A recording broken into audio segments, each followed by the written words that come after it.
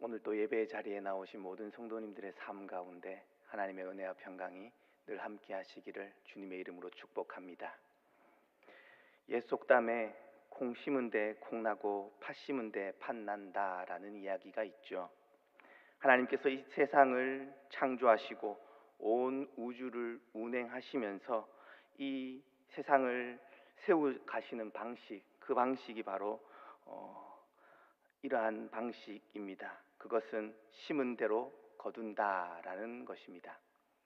심은 대로 거둔다는 것은 어쩌면 가장 확실하고 변하지 않는 우리의 인생 안에서 허락된 하나님의 질서이자 법칙이죠.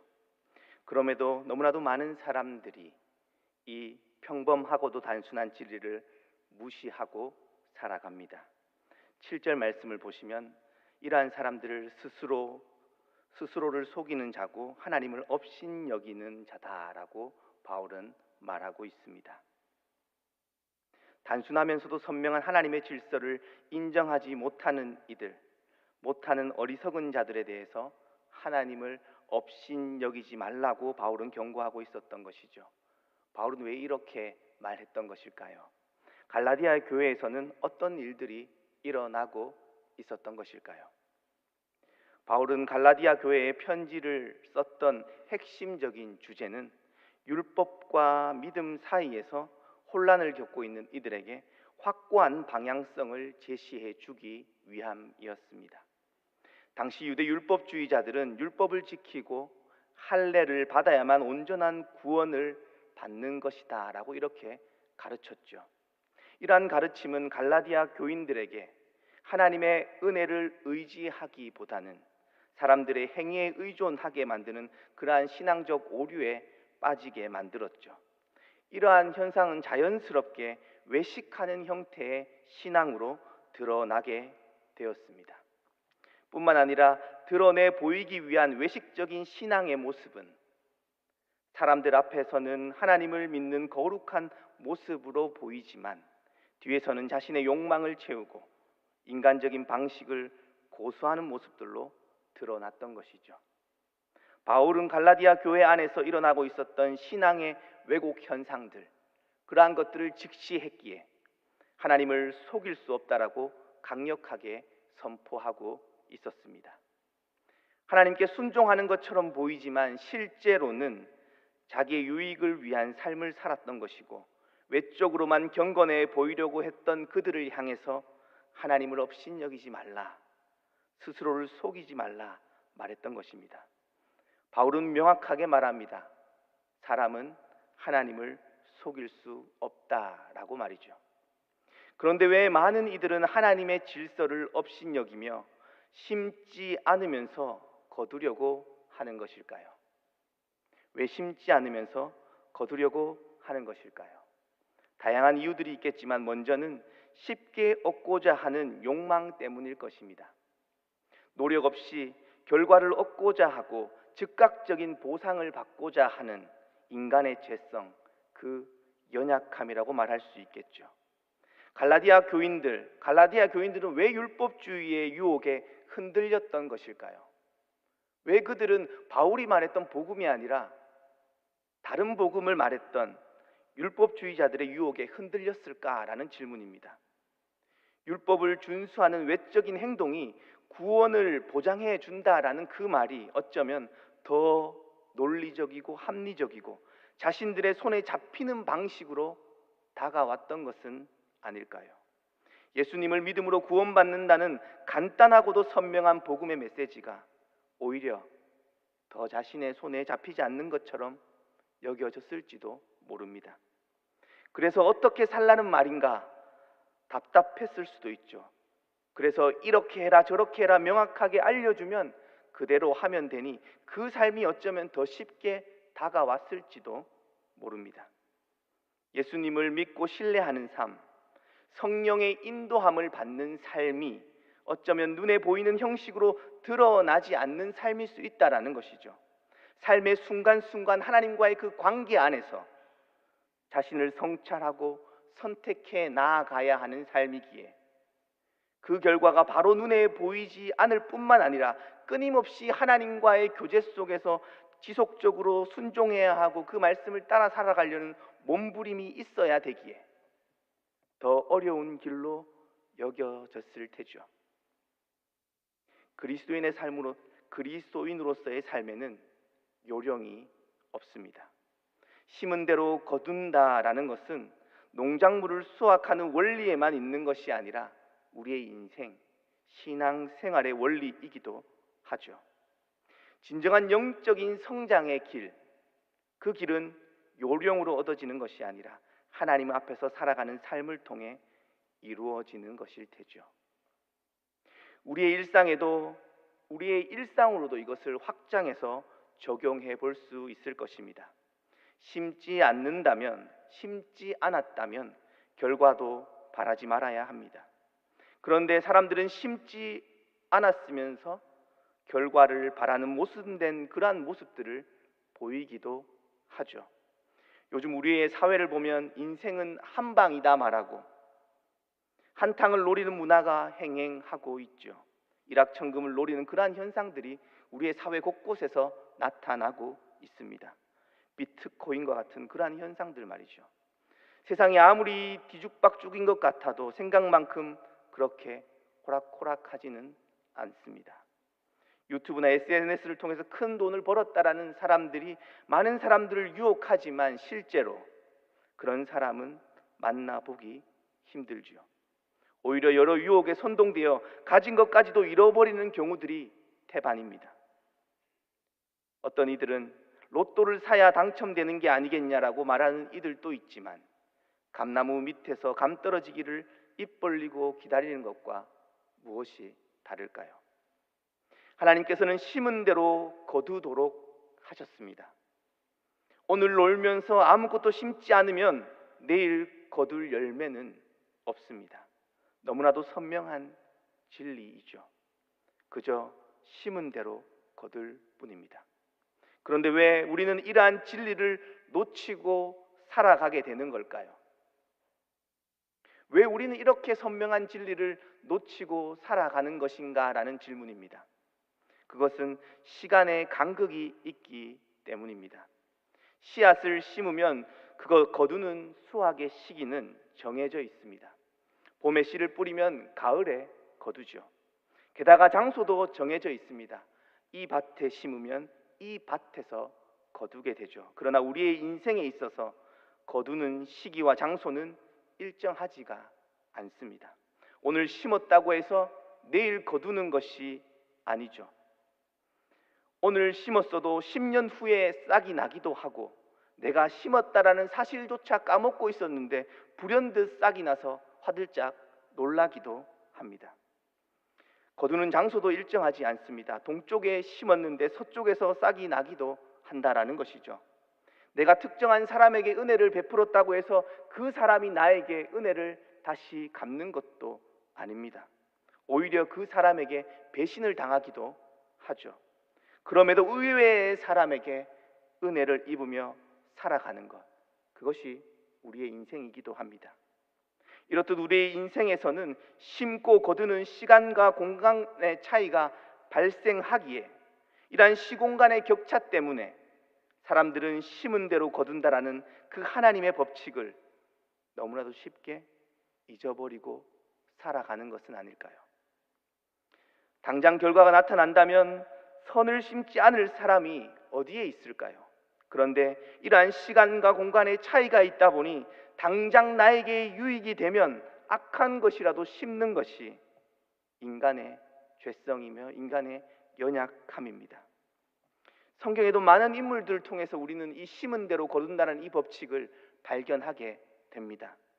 야곱이라는 인물을 떠올려 보시면 야곱은 형 에서와 아버지 이삭을 속여서 장자의 축복을 가로챘습니다. 그가 뿌린 씨앗은 시간이 흘러 외삼촌 라반을 통해 그대로 돌려받게 되죠. 그뿐만 아니라 야곱은 자식들로부터도 속아서 자신이 가장 아끼는 요셉을 자라나는 과정 동안 보지 못하는 그러한 아픔을 겪게 되기도 했습니다. 뿌린 대상과 장소는 달랐지만 그대로 거두는 하나님의 법칙은 야곱의 삶 속에 그대로 적용되고 있는 것을 우리는 마주하게 되죠. 야곱만 그런가요? 다윗의 인생을 떠올려 보셔도 그렇습니다. 다윗은 성전을 짓고 싶었습니다.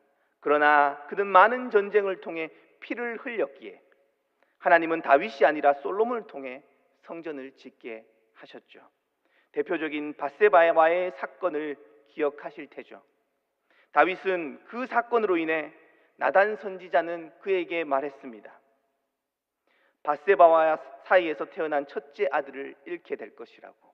그 말대로 예언대로 성취가 되었죠.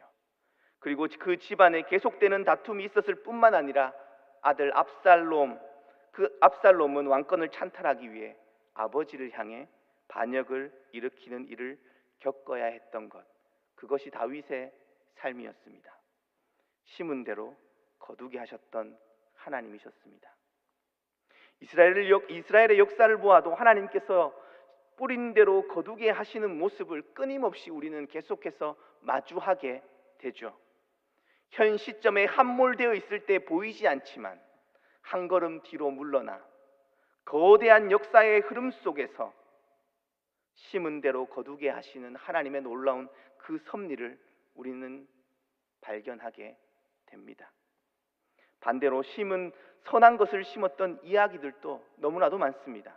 룻을 한번 떠올려 보신다면 모압의 여인이었던 룻은 시어머니 나오미를 떠나지 않고 끝까지 함께 했었던 그 삶을 다들 기억하실 테죠. 하나님은 룻의 헌신의 모습을 기억하셨고 보아스를 만나게 하셨습니다. 이방의 여인이 믿음의 계보에 들어가게 되는 놀라운 축복, 그 축복을 하나님께서는 룻에게 누리게 하셨죠. 요셉과 다니엘, 수많은 믿음의 사람들은 믿음의 씨앗을 뿌렸고 그 믿음의 열매를 거두는 모습을 성경은 우리에게 끊임없이 기록해 주고 있습니다. 우리 교회도 130여 년 동안 믿음의 선배들의 그 씨앗을 통해 그 뿌린 씨앗의 열매로서 이러한 것들을 누리고 있는 것일 테죠. 그럼에도 불구하고 하나님의 자녀들은 왜 믿음의 법칙을 따라 살아가지 않는 것인가? 라는 물음이 들기도 합니다. 이 땅에 많은 하나님의 자녀들, 많은 하나님의 백성들이 왜 이 믿음의 법칙대로 따라 살아가지 않는가라는 의문이 우리 마음 가운데 찾아오기도 하죠. 앞서서 언급했듯 즉각적인 결과가 드러나지 않기 때문이기도 하겠죠. 그러나 시간과 공간의 차이가 있기도 하지만 뿌린 대로 거두게 하시는 그 하나님의 섭리를 만약 인정한다면 하나님의 뜻을 따라 살아갈 겁니다. 어쩌면 보다 근본적인 문제는 하나님의 질서와 법칙을 인정하지 않고 신뢰하지 않기 때문일지도 모릅니다. 마음 깊숙한 곳에서는 그것을 받아들이지 않는 것이죠. 겉으로는 인정한다고 하지만 속사람이 하나님의 진리를 따르지 못하고 있는 것이죠. 바울은 이들을 향해서 하나님을 업신여기는 것이며 스스로를 속이며 살아가는 것이라고 말했던 것입니다. 사랑하는 제1의 성도님들, 하나님의 질서와 법칙을 인정하실 수 있으시기를 주님의 이름으로 축복드립니다. 하나님의 질서를 인정하는 하나님의 자녀, 심은 대로 거둔다라는 하나님의 그 질서를 인정하는 사람은 그렇다면 이제 어떻게 살아가게 될까요? 우리는 이제 어떻게 살아가야 할까요? 그 답은 명확합니다. 좋은 씨앗을, 선한 씨앗을 심는 삶을 살아가야 될 것입니다. 무엇을 심든지 그대로 거두게 되기에 무엇을 심을 것인지를 신중하게 결정해야 할 테죠. 우리의 인생에 허락된 자유 안에서 무엇을 심을 것인지는 우리에게 맡겨져 있습니다. 그러나 거두는 것은 내 마음대로 거둘 수 없습니다. 무엇을 심든지 일단 심으면 필연적으로 그 심은 것에 대한 열매를 거두어 드려야 하기 때문이죠. 그렇기에 좋은 씨앗을 뿌려야 합니다. 콩을 심고 팥이 나기를 기대하는 것은 어리석은 일입니다. 거두는 일이 때때로 그렇기에 거두는 일이 때때로 기쁨이 되기도 하고 때로는 무서운 심판일 수 있는 것이죠. 8절 말씀을 보시면 갈라디아서 6장 8절 말씀을 함께 읽어보겠습니다. 자기의 육체를 위하여 심는 자는 육체로 썩어질 것을 거두고 성령을 위하여 심는 자는 성령으로부터 영생을 거두리라. 바울은 말합니다. 바울은 로마서 8장 13절에서도 비슷한 동일한 맥락에서 말하고 있습니다. 너희가 육신대로 살면 반드시 죽을 것이로되 영으로서 몸의 행실을 죽이면 살 것이다. 이렇게 말하고 있죠. 바울은 이분법적인 개념을 대비시킴으로써 조금 더 선명하게 우리에게 말하고자 했습니다.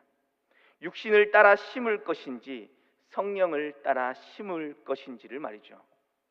결과는 심는 순간 결정되는 것입니다. 그런데 때때로 심을 때 어떤 열매가 맺을지 모르는 경우들이 있습니다. 하나님 자신의 생각인지 하나님의 뜻인지 분별하지 못하기 때문이죠. 그래서 우리는 결과를 놓고 불평할 때가 있습니다.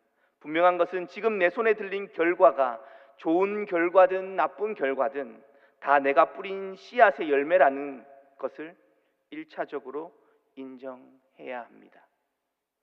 뿌린 대로 거두게 되어 있기 때문입니다.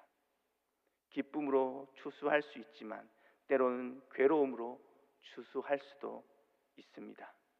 따라서 정말로 중요한 것은 무엇을 심느냐 하는 일일 테죠. 여기까지가 동의가 되더라도 오해하고 헷갈릴 수도 있습니다. 하나님의 은혜의 방식과 하나님의 창조 질서를 섞어서 생각할 때 우리는 우리 안에 오해가 발생하는 것이죠. 하나님은 값없는 은혜를 우리에게 베푸시는 분이시지만 우리가 하나님께 그 은혜를 값없이 그 은혜를 내어달라고 우리가 말할 수 있는 것은 아닙니다. 우리는 심은 대로 거두게 하신 그 질서를 신뢰하며 맡겨진 삶을 최선으로 살아내어야 하는 것, 그것이 우리의 역할이기 때문입니다. 다시 돌아와서 이제 무엇을 심는지가 중요하다는 사실을 깨달았다면 모두가 좋은 씨앗을 뿌리려고 하지 않을까요? 모든 사람이 좋은 것을 심으려고 할 겁니다. 그러나 좋은 씨를 뿌리는 것은 생각보다 쉽지가 않습니다. 왜 그럴까요? 그 과정이 힘겹기 때문입니다. 그 과정이 현재적인 희생을 요구하기 때문입니다. 학생이 공부해야 한다는 것을 모르는 사람이 있을까요? 그런데 왜 공부하기가 힘든지 우리는 너무나도 잘 압니다. 수많은 유혹을 뿌리치고 책상에 앉는 것 자체가 쉽지가 않죠. 부모님들이 자주 하시는 이야기가 있습니다. 공부하나 싶어 가봤더니 자거나 뭘 보고 있다고 하소연하는 이야기들이죠. 가정에서 부부와의 관계도 그렇죠. 조금만 이해해주고 조금만 더 섬겨주고 헌신해야 한다라는 것, 그것을 모르는 사람은 없습니다. 부모와 자녀와의 관계도 마찬가지이죠. 다른 모든 이들과의 관계에서도 동일합니다. 내 몸과 마음을 희생해야만 가능한 일이기에 그 일이 쉽지 않은 것이죠. 내가 희생해야 하기 때문입니다. 어려운 사람을 도와야 한다는 이야기는 쉽지만 자신의 주머니를 열어 누군가를 도우기는 쉽지 않는 것이 동일한 이치이죠. 그럼에도 하나님을 믿는 사람들에게 하나님은 눈물로 씨를 뿌리는 자는 반드시 기쁨으로 거둘 것이라 약속의 말씀을 주셨습니다. 사랑하는 제1의 성도님들, 나는 지금 무엇을 심고 있는지 성찰해 보아야 합니다. 내 마음의 중심에 무엇을 품고 살아가느냐라는 질문이기도 합니다. 돈을 사랑하는 사람은 그 돈을 사랑하는 마음으로 모든 것을 심을 것입니다. 권력을 사랑하는 사람은 권력을 향해 모든 것을 심을 테죠. 누군가를 미워하는 사람은 그 미워하는 마음으로 무언가를 심을 겁니다. 심은 대로만 거두는 것이 하나님의 질서입니다. 육체를 위하여 심으면 썩어질 것밖에 거둘 수 없다, 우리에게 말해줍니다. 그 끝은 후회이고 허무입니다.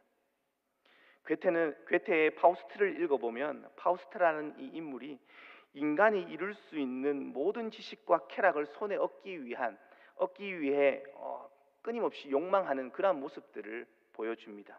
그래서 악마와 손을 잡고 악마의 힘을 빌려서 자신의 욕구를 마구 추구해가는 그러한 삶을 사는 모습들을 보여주죠. 그 결과는 진정한 행복과 평안이 아니라 파멸의 길이었습니다. 욕망을 위해 심는 인생이 걷게 되는 허무와 파멸의 길을 너무나도 잘 보여주는 작품이죠. 성경만이 아니라 세상에 보편적으로 하나님의 그 질서가 흘러가는 것을 우리는 수많은 곳곳에서 우리는 마주하게 되는 것이죠. 하나님의 질서를 알면서도 우리는 당장의 편함과 눈에 보이는 즐거움을 위해 쉬운 길을 선택하기가 쉽습니다. 그러나 농사는 결코 쉬운 일이 아닙니다. 우리의 인생의 농사는 쉬운 일이 아니죠. 피땀을 흘려 씨름해야 합니다. 자연은 정직합니다. 하나님의 질서는 정직하죠. 때때로 자연재해와 같은 예외적인 상황을 만나기도 하지만 성실하게 그의 삶을 일구어 나아가는 그들에게는 합당한 결과를 얻게 되는 것입니다. 우리의 신앙생활도 마찬가지일 테죠. 세상의 위협과 유혹을 이기며 믿음을 지켜가는 것은 결코 쉬운 일이 아닙니다. 하나님의 말씀대로 산다라는 건 역시 그렇게 마음대로 되는 일이 아니죠. 성령의 열매를 맺는다는 것 또한 우리의 힘과 능력으로 할 수 있는 일이 결코 아닙니다. 그렇기에 믿음을 따라 선한 삶을 살아가다 보면 낙심하기도 하고 포기하고 싶은 마음이 우리의 삶 가운데, 우리의 마음 가운데 훅 하고 치고 들어오는 일은 어쩌면 당연한 일일 테죠. 아무리 믿음과 선한 삶 속에서 머물려고 해도 돌아오는 결실이 없어 보이는 것만 같을 때, 세상은 여전히 냉담하고 주위의 사람들은 아무도 나의 일을 알아주는 이 하나도 없는 것 같이 느껴지는 순간을 우리는 마주하며 살아가는 것이 우리의 인생이죠. 그래서 시편 기자는 어느 때까지냐고 그렇게 탄식하며 하나님께 기도했겠죠. 악인의 형통함을 보았던 믿음의 사람들의 탄식이었습니다. 그러나 바울은 우리에게 강하게 권면합니다. 9절 말씀을 함께 읽어보겠습니다. 9절 말씀입니다. 우리가 선을 행하되 낙심하지 말지니 포기하지 아니하면 때가 이름에 거두리라. 아멘. 낙심하거나 포기하지 말라 바울은 말합니다. 바울이 이렇게 권면할 수 있었던 그 이유와 근거는 무엇이었을까요? 바울은 어떻게 선을 행하되 포기하지 말고 낙심하지 말라라고 말할 수 있었던 것일까요? 그것은 하나님이 그 모든 과정을 보고 계시고 함께 하신다고 확실히 믿었기 때문입니다. 하나님은 다 아십니다. 우리의 중심을 보는 분이시죠. 그리고 끝내 하나님은 당신의 자녀들을 그냥 내버려 두시지 않으실 것입니다. 힘듦에도 불구하고 하나님의 말씀을 지키려고 몸부림치는 이들, 믿음의 길을 선택하는 이들의 삶 가운데 의의 열매를 거두게 하실 것입니다. 혹 내가 가고 있는 이 길이 맞는지, 내가 바르게 신고 있는 것인지 의심이 드는 순간이 있으신지요? 말씀의 원리를 따라 사랑하고 섬기고 헌신하는 길이라면 끝까지 포기하지 마시기를 바랍니다. 멈추지 마시기를 바랍니다. 그 길 위에서 하나님의 놀라운 은혜가 선하신 응답하심을 경험하게 될 것입니다. 그 때와 시기는 언제인지 어디인지 우리는 명확히 알 수 없지만 하나님께서 정하신 때가 반드시 올 줄 믿습니다. 혹 그 열매가 꼭 나의 삶에서가 아니라 사랑하는 자녀들의 삶에서 열매 맺게 될지도 모르지요. 하나님은 한 알의 밀이 땅에 떨어져 썩어질 때 많은 열매를 맺는다고 말씀하셨습니다. 예수님은 그렇게 십자가의 길을 걸으셨고 이 땅의 죄인들을 구원하시는 생명의 역사를 이루셨습니다.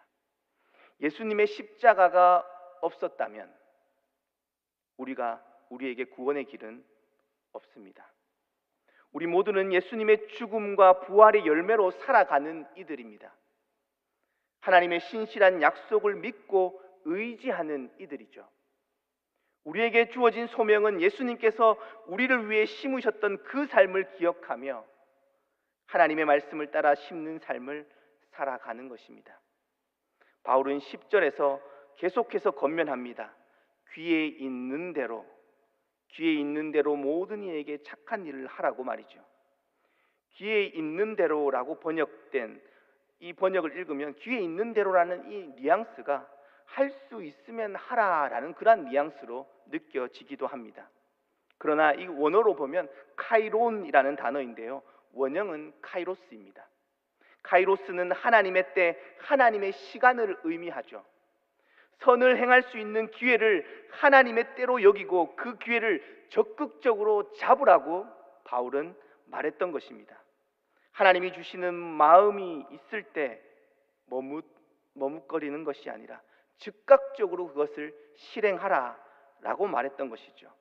또한 귀에 있는 대로라는 것은 일회적인 것이 아니라 지속적으로 그 일을 계속해서 감당해 나아가라는 의미입니다. 믿음의 씨앗을 지속적으로 계속해서 심어가라는 것이죠. 포기하거나 낙심하지 말고 때가 이르러 거둘 때까지 지속적으로 계속해서 믿음의 삶을 심으라라는 것입니다. 마지막으로 놓치지 말아야 할 부분은 10절 하반절에 더욱 믿음의 가정들에게 할지니라 이렇게 바울은 말합니다. 믿음의 가정들은 신앙의 공동체를 의미합니다.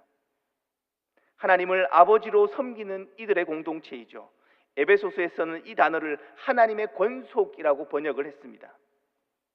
결국 바울은 믿음의 공동체 안에서 서로 사랑하고 돌보며 하나님의 뜻을 따라 살아가라고 요청했고 그 길을 걸으며 낙심하거나 포기하지 않도록 서로 선행을 격려하라고 말했던 것이죠. 어제 구역장 모임이 있었습니다. 그래서 구역장들과 이런저런 이야기들을 함께 나누면서 이러한 질문을 드렸습니다.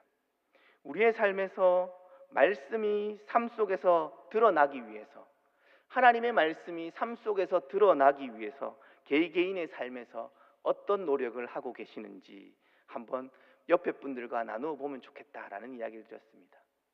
개인의 노하우가 있다면 옆에 사람에게 좀 전수해 주시라고 이렇게 이야기를 드렸죠. 다들 표정이 안 좋으시더라고요. 네, 전수해 줄 게 없었는지. 조금 후 한 권사님이 저에게 이렇게 질문하시더라고요. 목사님의 노하우는 뭡니까? 이렇게 저에게 물어보시더라고요. 그래서 제가 대답해 드렸습니다. 저도 노하우가 없습니다. 각자만의 방식으로 하나님 앞에서 신실하게 살아내는 길 밖에는 없죠. 그럼에도 한 가지 큰 도움이 되는 것이 있다고 말씀드렸습니다. 믿음의 사람들과의 교제입니다. 신앙의 길을 가는 데 있어서 함께 걷는 동력자들이 있다는 것은 참 든든한 일이죠. 믿음의 공동체, 말씀 안에서의 교제를 누릴 수 있는 이들이 있다라는 것은 참으로 소중한 일일 것입니다. 하나님의 선물이죠. 그랬기에 바울은 그렇게 서신서의 끝자락에서 믿음의 동력자들에게 문안하는 것을 좋아했던 것이 아니었을까요? 신앙의 여정은 함께 걷는 길입니다. 누군가를 끌어주고 당겨주는 과정에서 낙심하거나 포기하지 않고 함께 성장하며 믿음의 경주를 완주하게 될 테죠. 사랑하는 지혜의 성도님들, 무엇을 심든지 그대로 거두리라 말씀하신 그 뜻을 기억하실 수 있으시기를 바랍니다. 하나님의 선을 따라 행하는 삶을 끝까지 포기하지 않고 믿음의 경주를 감당하실 때 하나님은 우리의 삶을 통해 열매 맺으시고 영광 받아 주실 줄 믿습니다. 하나님께서 온 우주에 심어 놓으신 그 확고한 진리를 우리의 마음 깊이 새기는 저와 모든 성도님들 되시기를 주님의 이름으로 축복드립니다.